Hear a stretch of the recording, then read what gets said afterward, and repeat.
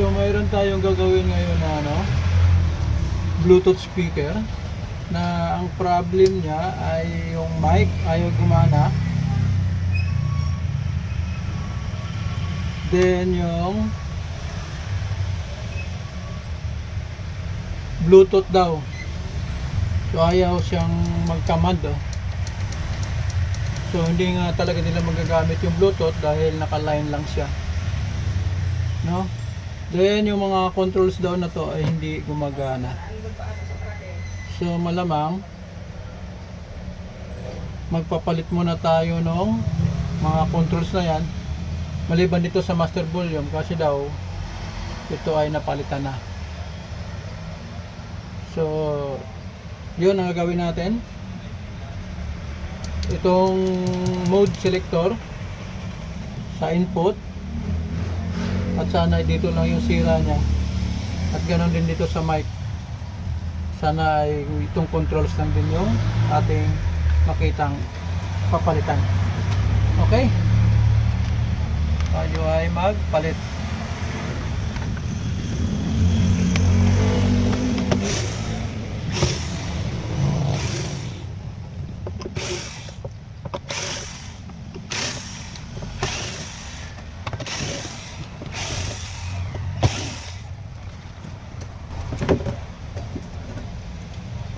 So ito yung kanyang loob nitong Bluetooth speaker. No?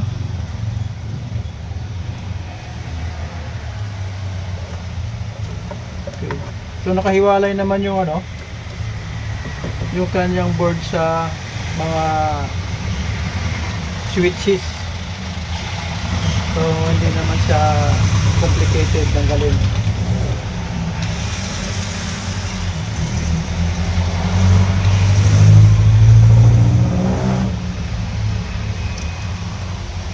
Yan. So medyo mahaba lang siya. Parang wala tayong mabiling ganitong meron. Ganito lang nakikita ko dyan sa tindahan. Pero try natin. Siguro i-repair na lang natin to.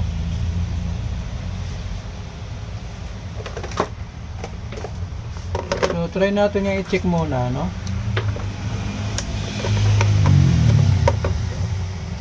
Yan. Check muna natin itong mode. Mode lang. Yun lang importante sa kanila yung mode.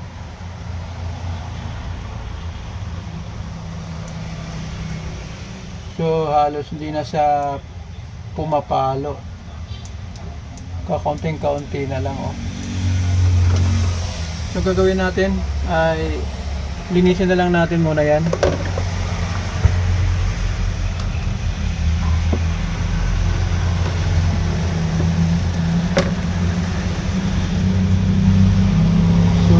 Ito. So tatanggalin natin tong kanyang parang rivet na plastic.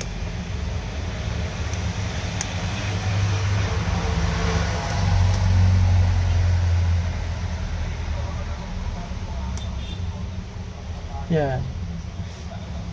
Tabi lang natin baka wala. Ayan medyo corroded na. Kakaskasin lang natin to sa loob.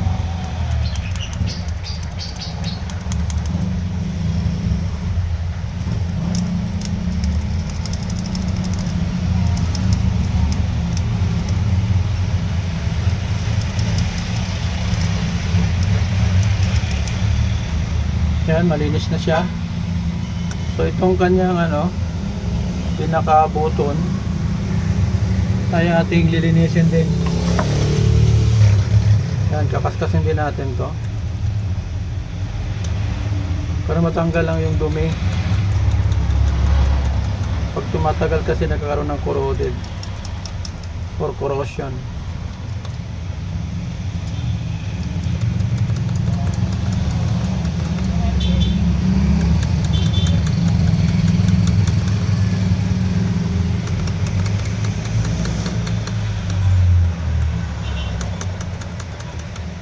Okay.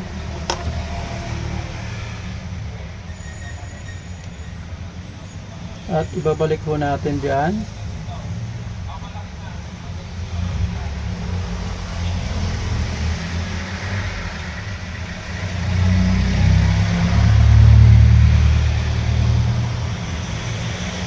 Sisentro lang natin yung mga mata. Then tutunawin lang natin na sudiringayon yung 4 na mata. Para lumapad lang. Yun.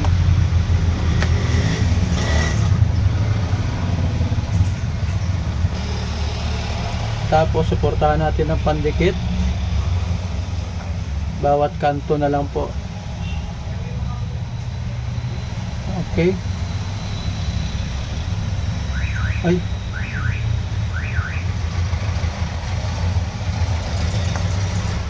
So, tanggalin natin tong medyo kumapit sa kanya ano. Yun.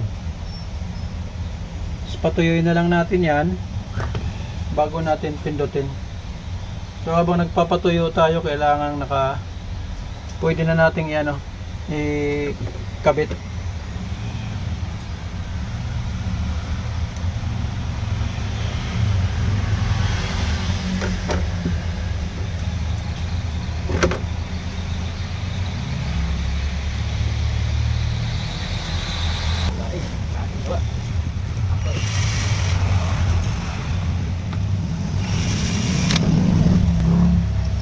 Okay, ayan. Ikabit natin. So ito naman na yun ang tatanggalin natin para ma-check natin itong mga kanyang variables.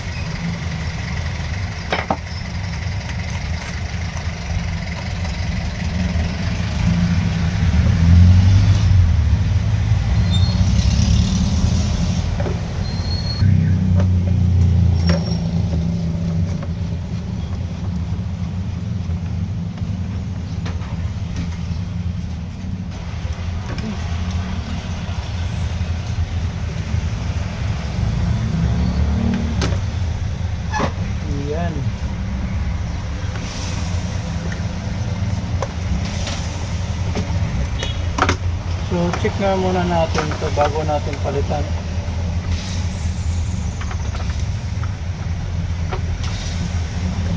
Ano ba natin ito? Check pa dito.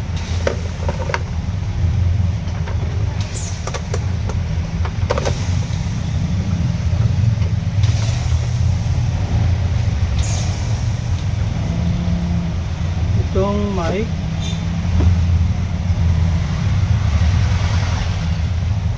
hindi na nagbabari.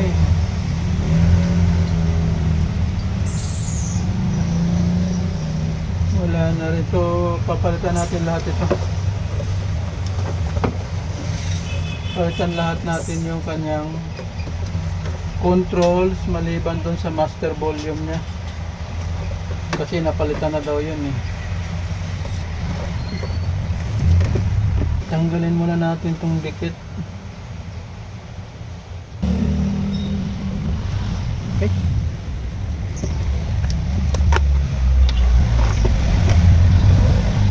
So parang hindi masyadong pro yung nagpalit kasi tingnan mo yung hinang nito. Oo. Ibig sabihin medyo nagpa-practice pa lang yung nagpalit ng master volume na to. Makita mo sa hinang. Okay. Konting practice pa. makukuha mo na yung gusto mo sa pagre-repair. Okay, tanggalin muna natin itong ating mga variables para mapalitan mo natin.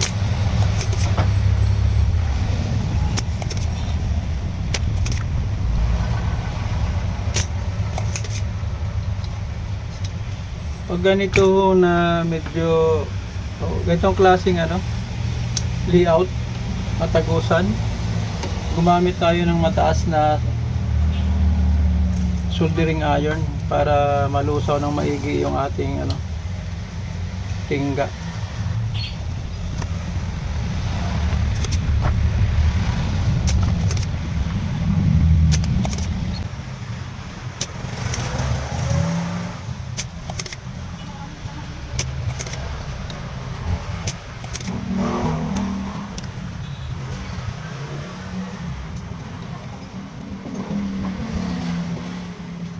Okay.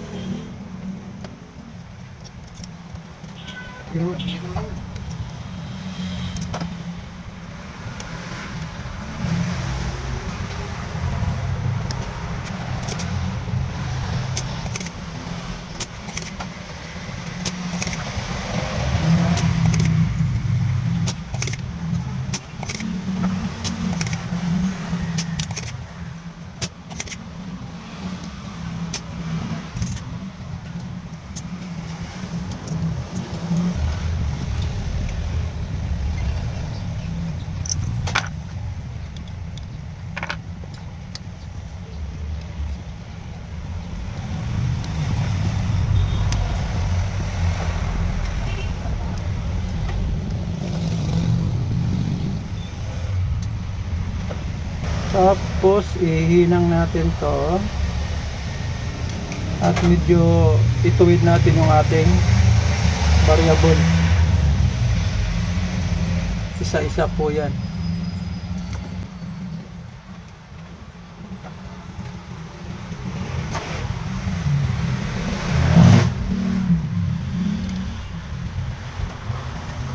So ganito yung board na ginagawa ko. Gumagamit ako ng 60 watts na soldering iron para matunaw na maigi yung ating tingga. Hindi siya magparehas nito. Nagka-bukod-bukod.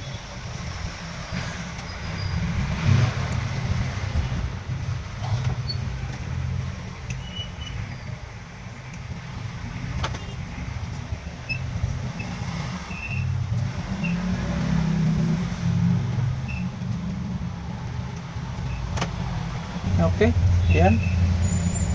Malinis yung pagkakahinang natin kapag mataas na wattage ang ginagamit natin. Kapag ganitong board lang po ha. Kasi pag 30 watts po kasi medyo hindi niya kayang tunawin yung tingga natin.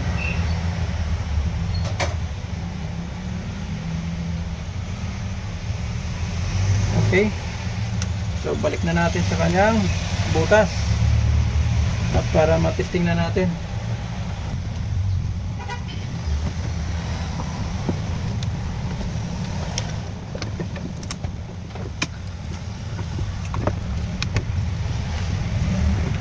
Okay. So ayan, ay tama na natin yung ating ilaw. Maglalak na tayo ng kanyang nut.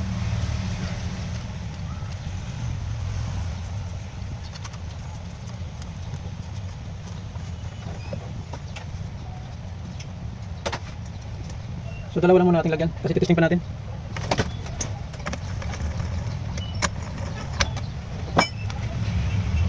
Okay. So wala tayong nakalimutan na binunot. Testing natin kung ito ay gumana na yung ating switch. So power on.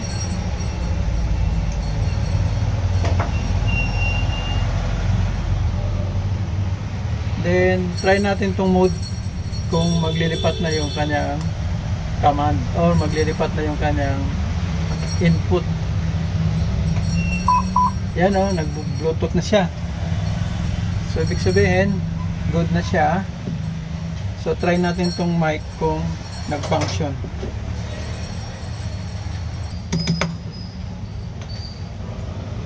Mic, volume. Hey, hey, hey, sound. Mic test, mic test. Hey, hey, hey, hey, hey. Good. Mayroon na siyang mic. So, ilalak na natin lahat ito para ma-sound check natin ng final.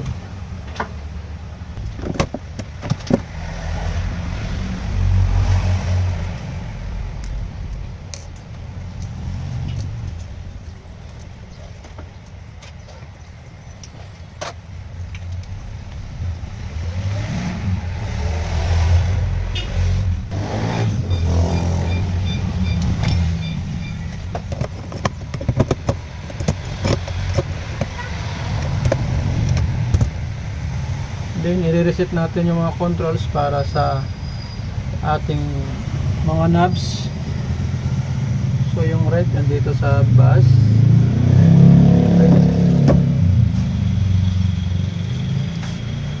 Then, itong malaki, ayan dito.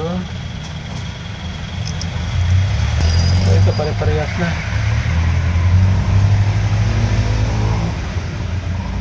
Yan.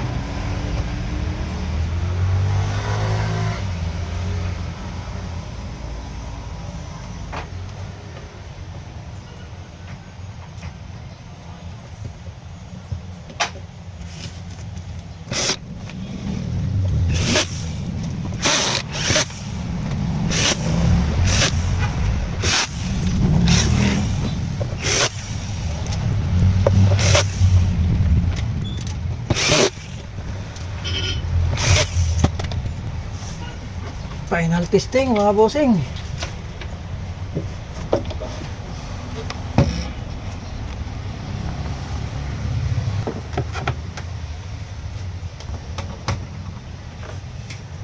Power on.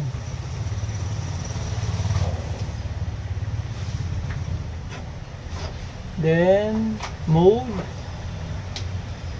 Yun. So, kukonek natin sa ating cellphone kung gagana siya. Search natin kung ano yung code nito. So, ito Versa Max.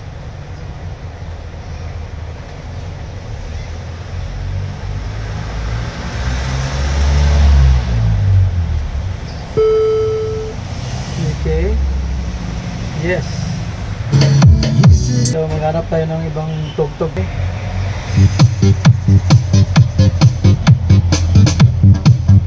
Very good.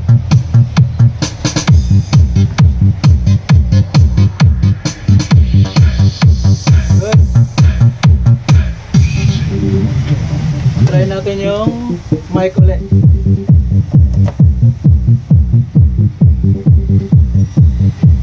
Hey, hey, hey. Mic test, mic test.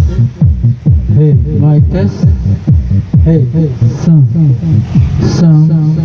mic test, mic test. Check, check, check, check, check, check, check, check, check, check, check, mic test. Very good. Nice.